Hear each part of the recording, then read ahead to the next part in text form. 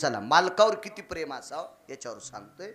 तर पंढरपुरातल्या मालकाने कौरवाचं सत्व हरण करण्यासाठी एका महाराजाचं रूप घेतलं आणि आले. कुठे धर्म ते दुर्योधन कुठे? परगावी गेलेले. काय काम आहे? कर्णाने विचारलं. अमके अमकं काम आहे, अन्न सत्र चालू आहे. आवाज अन्नाचा तुटवडा पडतोय, द्रव्य पाहिजे. तर कर्णानं विचार केला. देव हे ओळखू नाही आला, पण कर्णानं साधूच्या चेहऱ्याकडे बघितल्यावर सूर्याच्या तेजाकडे बघितलं होतं. तर सूर्य त्या साधूकडे बघून लाजत होता, याचा अर्थ ह्यो पंढरपुरातला होता. आणि मग कर्णाच्या लक्षात आलं, सूर्याच्या कांतीला लाजवी तू इतका साधू जर विनमुख गेला तर कौरव मातीत जातील. म्हणून देवदर्शना करता दुर्योधनाची बायको चालली, तिचं नाव होतं भानुमती. आणि आवाज तिला दाशीला. आई साहेब वयस्कर दाशी होती जी. मालकिनीला सांगा उभं राहा. मालकीने ती उभं राहा. आणि दाशीला सांगितलं, आई साहेब मालकिनीच्या गळ्यातलं मंगळसूत्र आणि पायातले जोडवे सोडून सगळे दागिने काढा. रस्त्यात रस्त्यात रस्त्यात काढून घेतले. आणि कर्णानं गठुडं बांधून त्या साधूला दागिने दिले. दागिने दिले. Touch touch touch touch Maharaj रडत होता. म्हणला कर्ण जर इतक्या तत्वावर राहिला तर पांडव मरतेत, कौरव जिंकतेत. इतकी मालकाविषयी इमानदारी ठेवा, त्याचं नाव गढी. अहो तिसऱ्या पिढीला तर तहसीलदार जन्माला येईन गड्याच्या घरात. पण मालक वरी जावा असं ज्या सेवकाला वाटत नाही ते कायमस्वरूपी चाकरी. शाप नाही बरं माझा, मी पुरावा वाचून सांगतो. कधीच मालकाच्या विरोधात जाऊ नये, हे तत्व असलं पाहिजे माणसाचं. श्याम काका किती तत्वनिष्ठ. काय पुराण डोकं लावून श्याम काका पुढं देहूला आले. आणि देहूला आल्याच्या नंतर तुकोबारायची परिस्थिती पाहिली. वारीला गेले ते तुकोबाराय. बाईसाहेब घरी होत्या, जिजाबाई लेकर होते. काका आलात? हो माय आलो, मी आलो. बसायला बोऱ्या टाकला, पाणी दिलं लोटकभर. त्यावेळेला परिस्थिती तुकोबारायची अत्यंत बिकट होती. बराच वेळ काका बसले. शहाण्या माणसाला उसना आव कळतू बरं. शहाण्या माणसाला उसना आव कळतू, उसनी टेक कळती. हो, तोंडानं सांगितलेली संपत्ती पण कळती शहाण्या माणसाला. ते श्याम काका होते. त्याच्या लक्षात आलं परिस्थिती तुकोबारायची फार खालावली. घरी गेले. रस्त्यानं जाताना विचार केला, द्यावं काय? ज्वारी टाकून द्यावा तर बुवा वारीहून आल्यावर वाटून टाकील. पैसे द्यावा तर बुवा वारीहून आल्यावर वाटून टाकील. मग काय शोभतंय? कशाला म्हणते सेवक? तुकोबारायने सुद्धा एका रस्व दीर्घाईत की आपली चूक काढू नये अशा तत्वावर श्याम काका आरूढ गायन मसर दिली. आपल्या संस्कृतीत लग्नात गाय बांधित होते मंडपात, वेलेली बरं का. वासरासह मंडपाची सावली जिकून पडती त्या बाजूनं गाय बांधायची, मग मंगलाष्टकाला सुरुवात करायची. अशी मी 5-4 लग्न माझ्या लहानपणी पाहिले. आता बाप जरी गाय द्यायला तयार आहे तर जावाई म्हणून कशाला बापा ही भानगड, आणि हिला कुठं बांधावा? गायी फक्त आता माईकवर कीर्तनातच सांगायच्या. ज्यानं नाही त्यानं सांगावं. खालच्यानं गायीवर बोलताना कीर्तन करायला विचारावं, तुझ्याकडे किती आता? धोतर पिवळं होईन. बोलणं काय सोपं असतंय हा. मग जे घरातले पैसे रानातले कष्ट करून रक्ताचा घाम करून मातीत टाकते त्याला गायी सांभाळायला लावायला, तू महाराष्ट्रातले सगळे पाकिटं आणायला तू ह्याकडे एक नाही. तू ही बसायची जागा हानील. तुला बसून खाऊच द्यायचा नाही, उभ्यानंच खाय म्हणेल, उभ्यानंच खाय म्हणेल. काही आता फक्त धर्म झालं, काही झालं माईकवर बोलायचाच. एखाद्या माणसाच्या हातात माईक आलं ना अण्णा, इतका धर्माच्या गप्पा करीन की धर्म याचंच पोरग आहे. इतका गप्पा हाणतो. आणि त्याच्या छातीला जर मशीन लावली तर मशीन जळून जाती धर्माची. इतकं त्याच्या पोटात काळ. नुसतं माईकवर धर्म सांगितलं जातो. विठाला विठाला विठाला.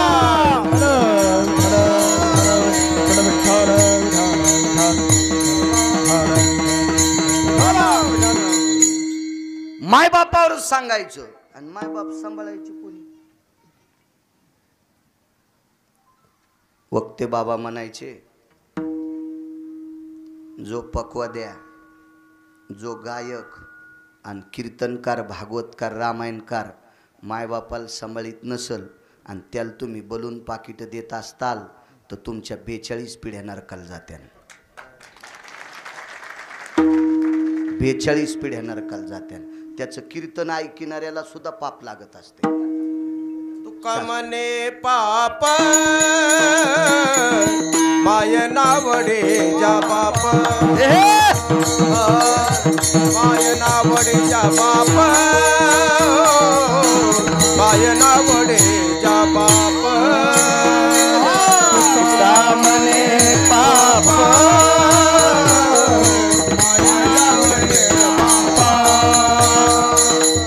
माय नावडे जा बाप.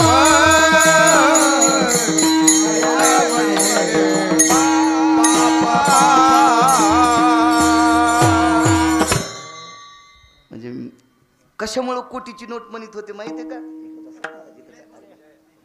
इथं बसा. कशामुळे कोटीची नोट म्हणत नाना म्हणत राम बाबा, कीर्तनकार बोलत असताना गायकाने प्रमाण दिलं की कीर्तनकार रेल्वेचं तोंडे समजायचं, आणि कीर्तनकार बोलत असताना गायकाला प्रमाण नाही देता आलं की समजायचं कीर्तनकार 4 चाकाची गाडी कोणाला उडीत चाललाय. रेल्वे उडीत नाही ना, उडीत नाही. म्हणून गायकाचं इतकं अनन्य साधारण महत्व आहे. विठाला विठाला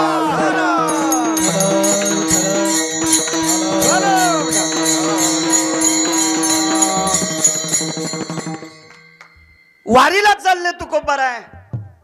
आमचे महाराज सुद्धा महाराष्ट्रात बऱ्यापैकी तरुण कीर्तनकारात त्यांचं नाव आहे. आमचे हरिभक्तीपरायण पांडुरंग महाराज उगले, गोड गोड त्यांचं नाव आहे. वा. आणि मग गायन मसड आणून घातली.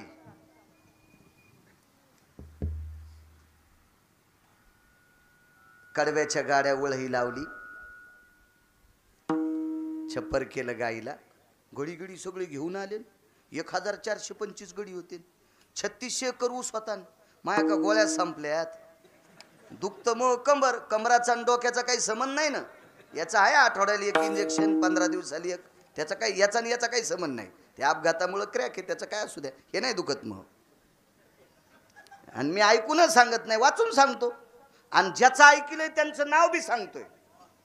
अधिकाऱ्यांचं वक्ते बाबा असतील, रंगनाथ गुरुजी असतील, माधव महाराज मगर असतील, असे काही जे ठराविक लोक, अशा लोकांचे वाक्य सांगा, ते प्रमाण असते. वापस केले. बाई किती चतुर होत्या लक्षात घ्या. अहो 3600 एकर ऊसच्या बाईच्या बापाला भोसले काका पितळे गुरुजी, आणि त्या घरची बाई वाटीभर पिठामध्ये म्हणजे 75% उंबर आणि 25% ज्वारीचं पीठ, उंबर शिजून एकत्रित मळायचं, मिठाच्या खड्यासंग भाकरी खायच्या. 3600 एकर ऊस बापाला. आताच्या पोरीनं तर बोट मोडे असते. मेल्याचा सत्यानाश होऊ, त्याचा खाना खराब होऊ, त्याचं दुपारा मड निघू, असं म्हणले असत्या. नाही, दोष तो प्रारब्धाचा, ललाटीच्या भास कळा, कासया वितरा झळा आपुलिया कर्तव्याच्या. आपल्या प्रारब्धाच्या झळा दुसऱ्याला कशाला द्यायच्या. असं तू पाटील विठाला विठाला विठाला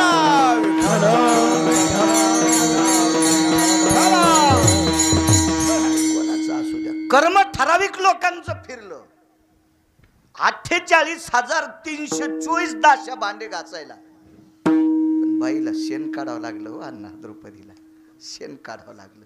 देवाला जितक्या पोरी आहेत का पंढरपुरातल्या मालकाला, प्रत्येकीला 3-3 पोरी झाल्या. 16,108 गुणिले 3 48,324 पोरी. इतक्या दाशा त्या भांडे घासायला. पण शेण काढावं लागलं. प्रारब्धाचा कल फिरला.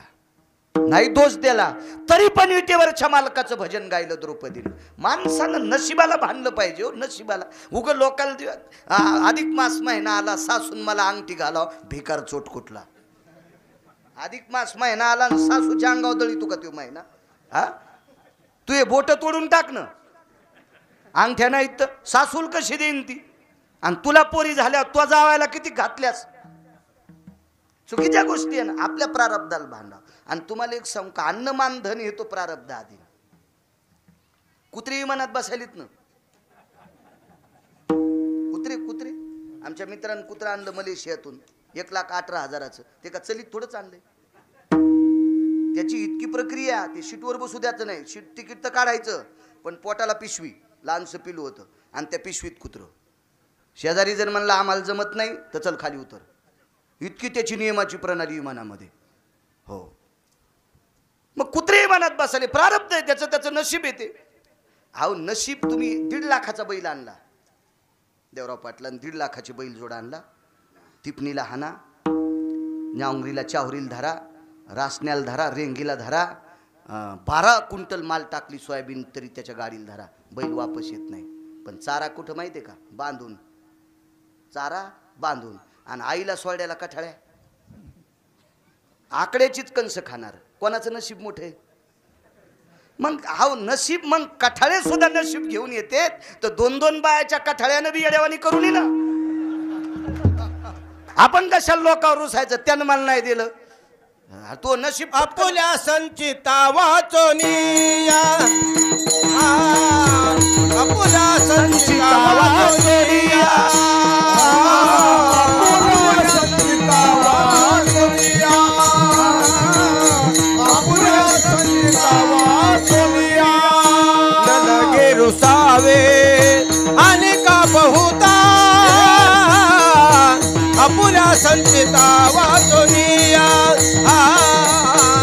आपुल्या संचिता वाचोनिया.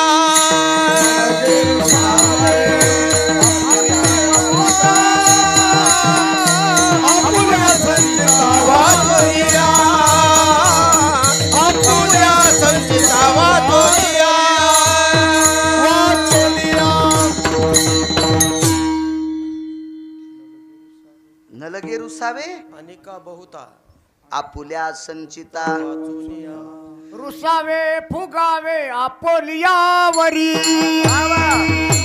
आपुलियावरी. रुसावे फुगावे आपोलियावरी, फुगावे आपुलियावरी. उरला तो हरी सकळी, हरी सकळी, उरला तो हरी सकळी. काय आपल्या नशिबाला भांडायचं ना. बाईनं वाटीभर पिठामध्ये 1-1.5 किलो उमरे टाकायचे आणि त्याच्या पानगे मिठाच्या खड्यासोबत खायचे. प्रारब्धाला भांडणारी बाई होती नशिबाला. पैसे आवडत नाहीत असा माणूस नाही. आयसा कोणी दावा हे जया नावडे, कन्या पुत्र घोडे दाराधन. आणि पैसे का नाही आवडा, मालकाचा पुरावा आहे. द्रव्याविन नर जरी झाला सुंदर, तरी तो त्याविन चतुर शोभा न पवे.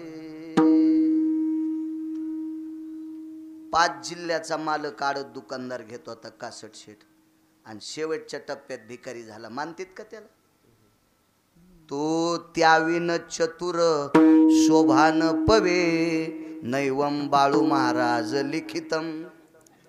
हे का मी लिहिलेलं आहे का. धनवंता लागे, धनवंता लागे,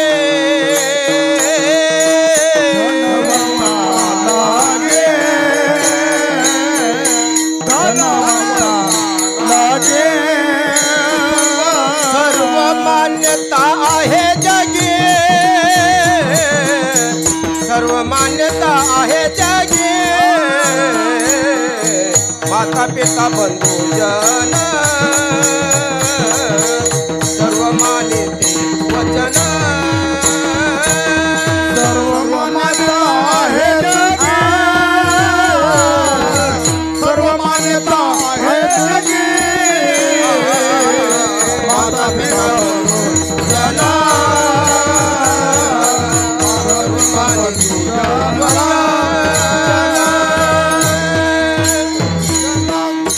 प्रारब्ध आहे ज्याचं त्याचं.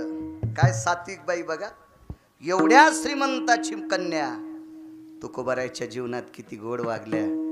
गाय आणि मसळ श्याम काकानं भाविक सांगायला. गायन मसड आणून घातली, गाईचं दूध लेकरायला आणि म्हशीचं दूध वाटलं. ऐकलं नाही, वाटलं. मग दूध ज्या वेळेला फुकट येतं का त्याच्या बदल्यात त्याचा परतावा द्यावा लागत असतो.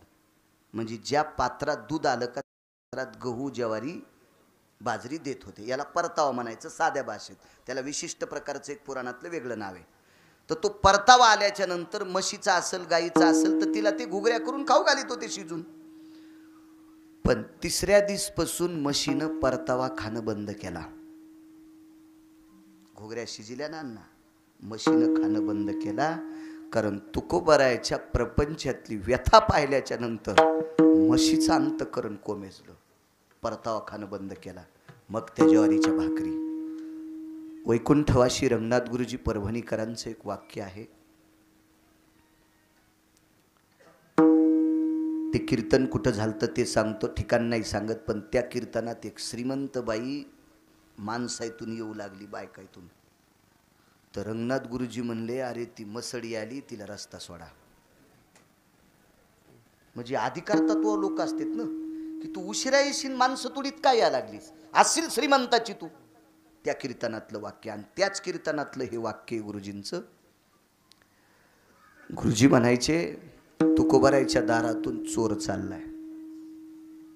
तुळशी वृंदावनाच्या बाजूला एक वट्टा होता आणि वट्ट्यावर तुकोबारायची लेकरं झोपलेली होती आणि चोर चालला दारातून. तर या घरातली लोक किती देवाला आवडत होते, यांचं वागणं किती गोड होतं ते गिरगावच्या बाळूला तितकं सांगता येणार नाही, कारण माझी तितकी पात्रता नाही. पण यांच्या पदस्पर्शाने पुनीत झालेली त्या अंगणातली माती किती पवित्र होती बघा. चोर तुकोबारायच्या दारात आल्यावर त्या मातीच्या सुगंधात इतकी ताकद होती. चोराचा भाव बदलला आणि अंगावरची शाल चोराईने तुकोबारायच्या लेकराच्या अंगावर टाकावी. चोराचा भाव बदलायची ताकद ज्या मातीत होती, ती माणसं किती भाविक असतील कल्पना करा ना. आले तुकोबाराय वारीहून आल्याच्या नंतर मंदिरात देवाला लाही बुक्का प्रसाद वगैरे सगळं ठेवला. तुळशी वृंदावनाला तुळशी महादेवाला प्रसाद ठेवला.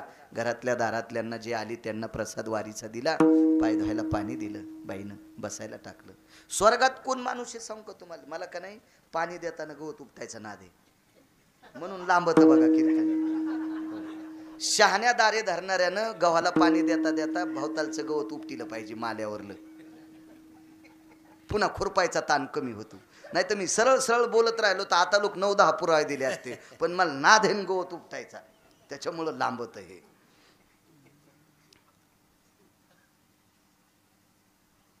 काय सांगू लागलो?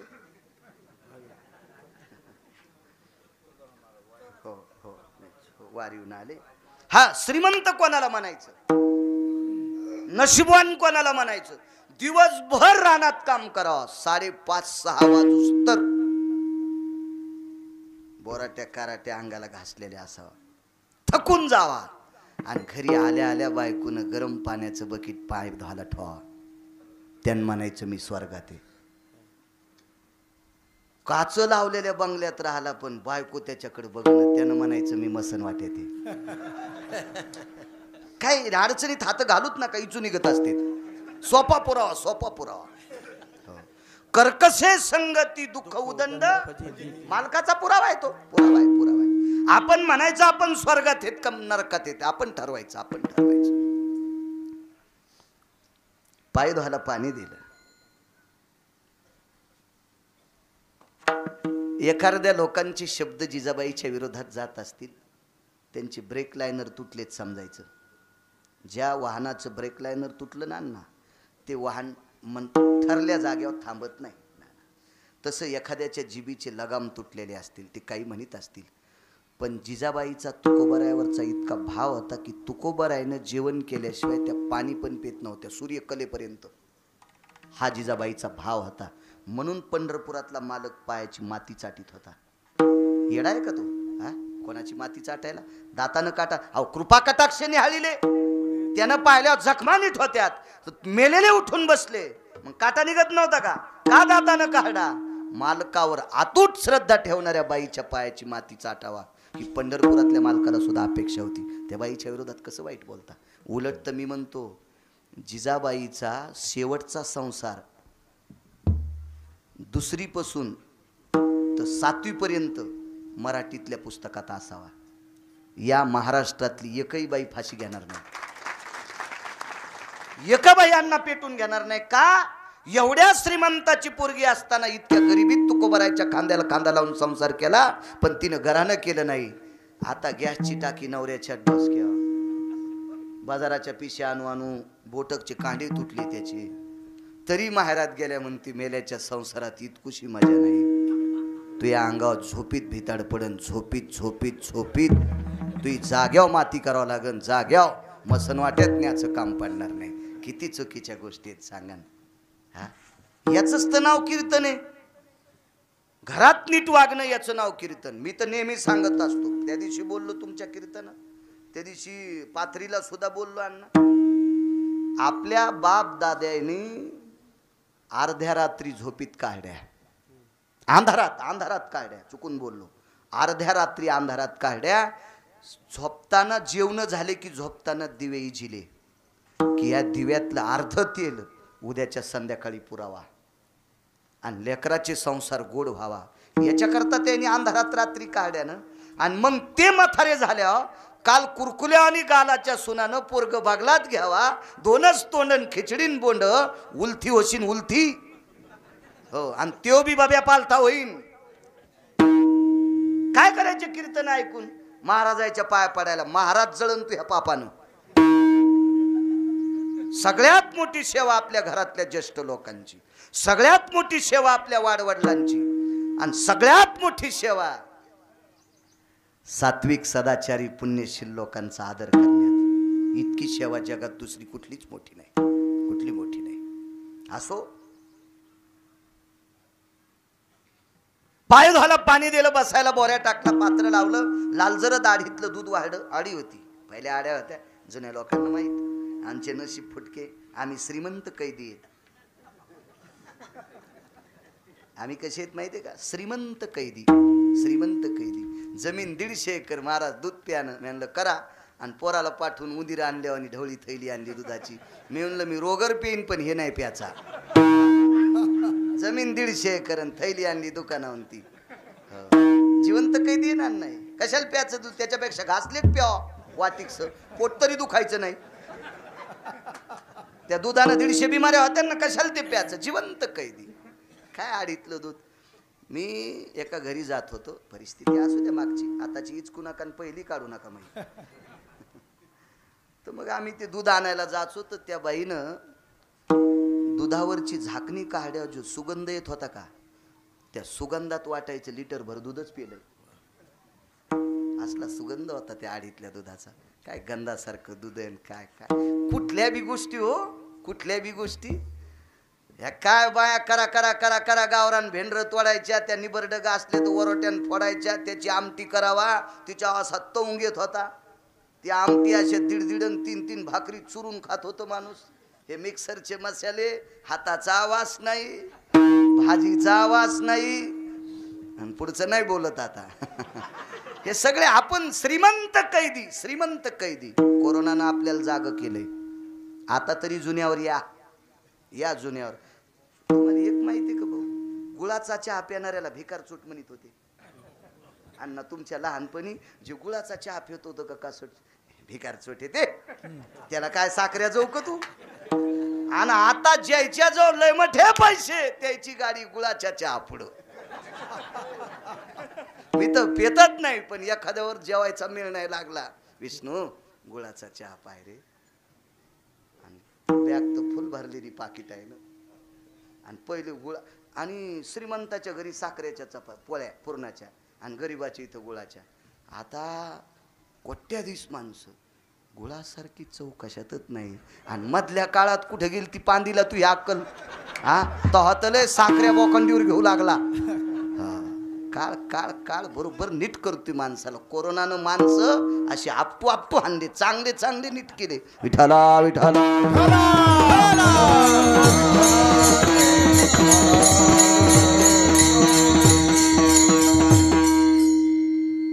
ते आळीतलं दूध आणि ज्वारीची पांढरी भाकरी, टाळकीची भाकरी होती, वाढली.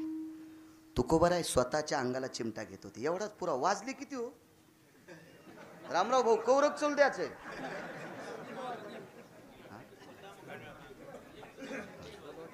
आणि कधी जेवायचे? स्वयंपाक आटपला नाही का अजून? नाही का?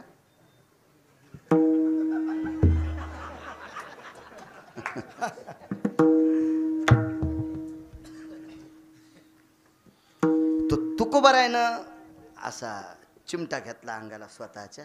मी झोपीत तर नाही यांना असं तुकोबारायला वाटलं. कारण फार दिवसापासनं अखंड ज्वारीची भाकरी नव्हती. दिवस कल्ले. तुकोबारायच्या दोन बाजू सांगायचे. वैकुंठवासी नामदेवबा पठाडे त्यांचं एक मी कीर्तन कॅशेटवर ऐकलं. दोन बाजू सांगायचे.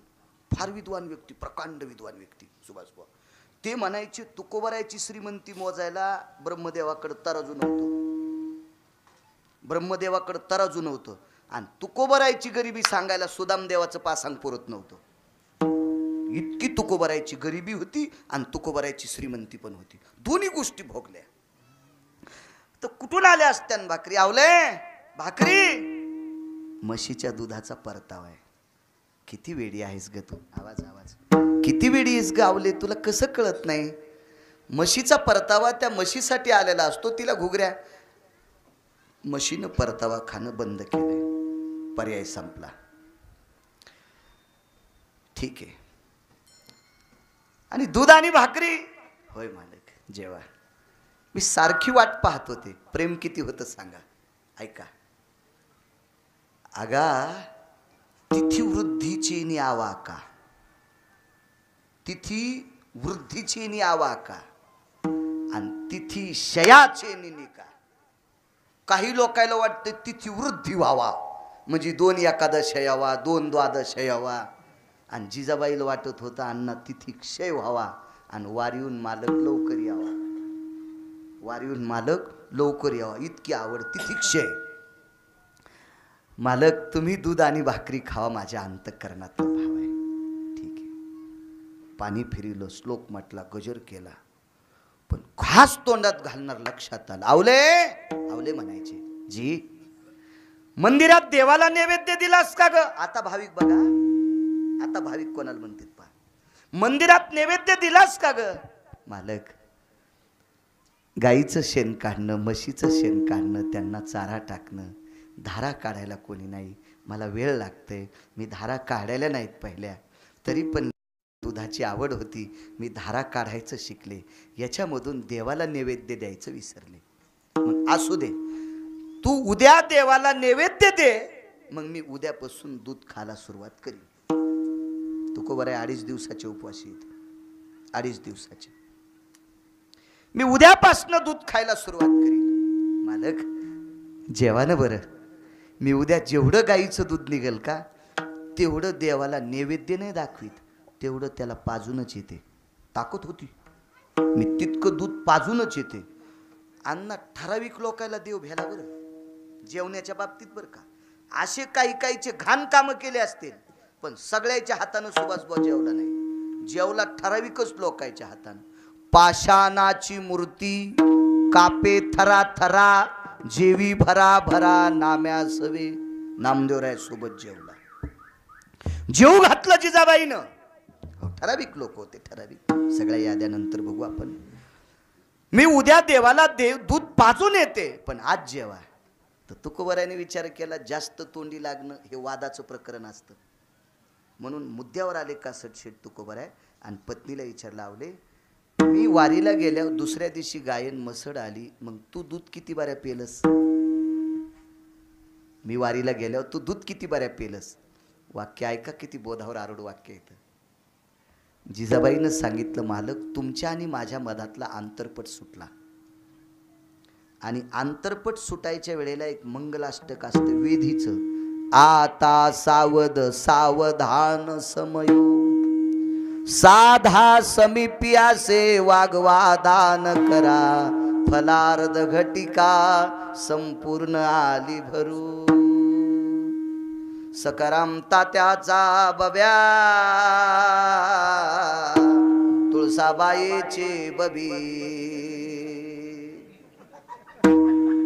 हे मंगलाष्टक शास्त्रातले नाहीत. असे मंगलाष्टक ज्या लग्नात म्हणल्या जाते त्या लग्नात पोरीच्या बापाच्या पोराच्या बापाच्या डोक्यावर पाप पडत असते. यजमानस्तु अधिष्ठितम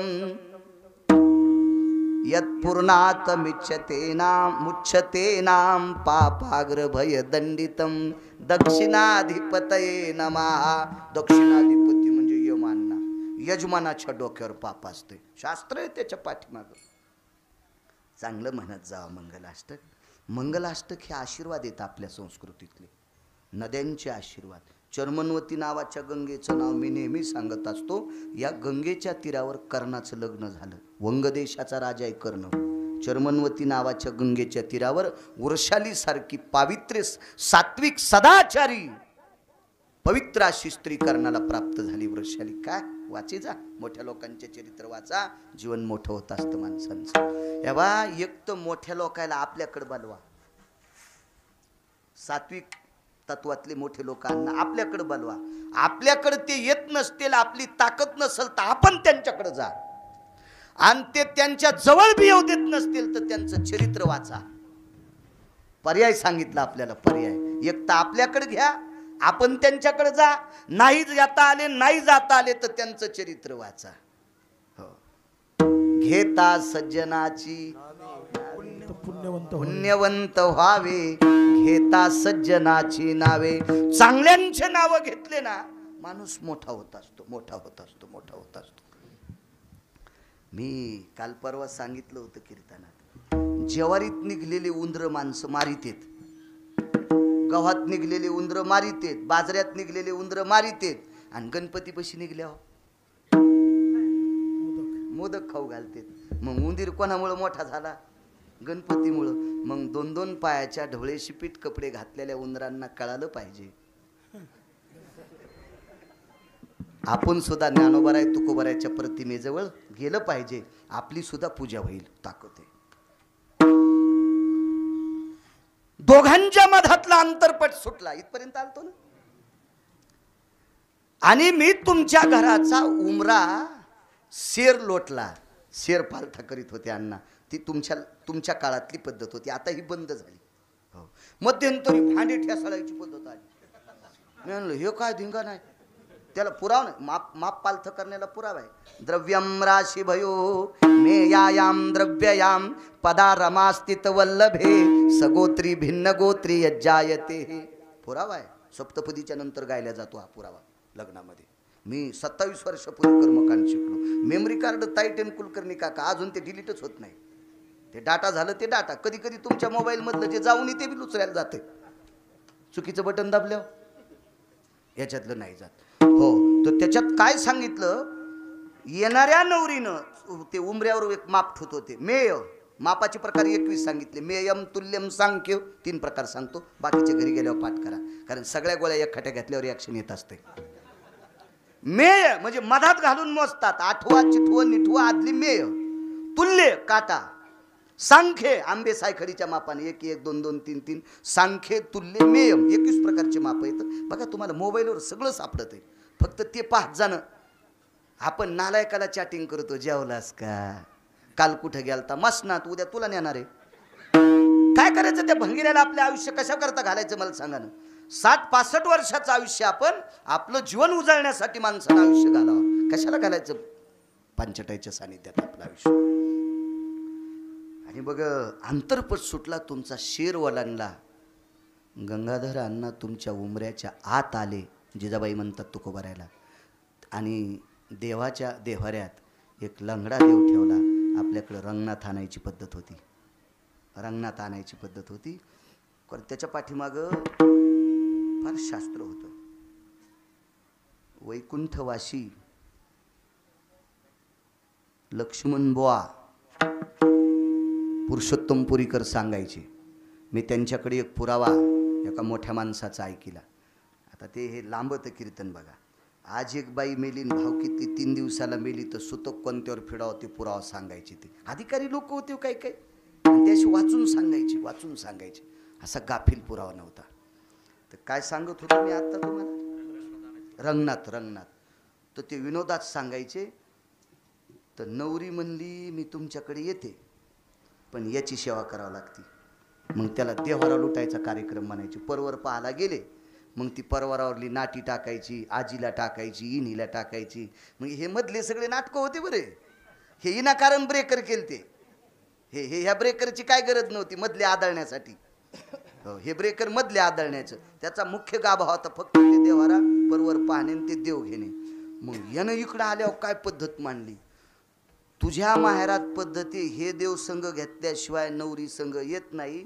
आमच्या बी गावात अशी पद्धत आहे, इथं आल्यावर गावातल्या सगळ्या लोकांच्या पाया पडल्याशिवाय संसाराला सुरुवात होत नाही. त्याला वांद्याची पद्धत म्हणत होते. वांद्याची पद्धत. जरा जीनच्या पॅन्टीवाल्यानं कान उघडे करून ऐका. वान द्याचा कार्यक्रम ठेवला आणि हनीमूनला निघाला, तिकडच बोंबलत मेला. विठाला विठाला विठाला.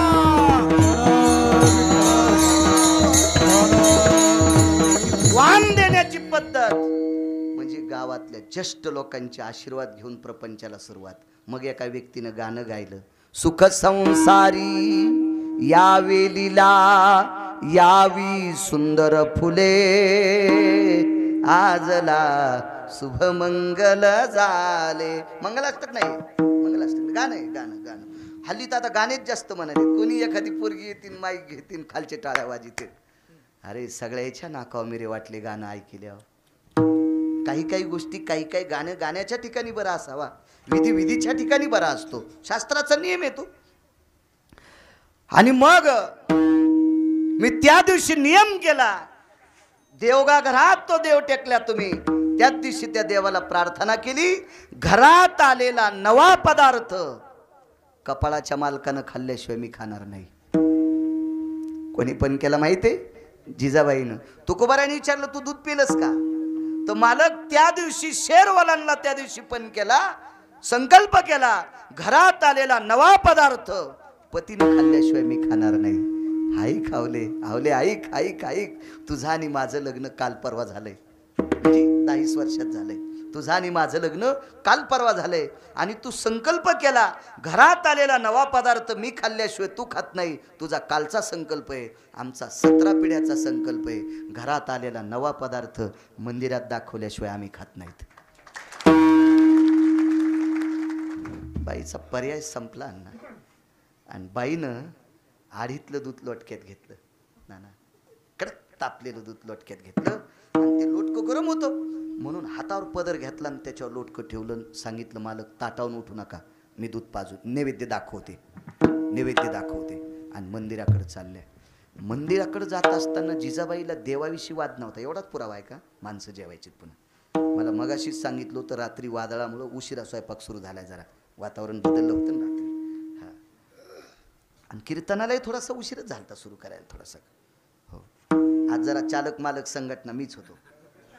हो, आमची गाडी जरा शोरूमला गेली, सकाळी गुरगुर वाजू लागली. अरे म्हणलं हिला दवाखान्यात नाही. मग ड्रायव्हर गेलो, मी गाडी दुसऱ्याचीच घेऊन आलो. वाटा नाना भेटले, मग आम्ही सगळे सोबतच आलो, दोन्ही गाड्या सोबत. तिकडं भाऊनं सोय केली, ती बँड गिंड लावला. पण आपलं नशीब खराब काय त्याला ऐका नाही. हो ना.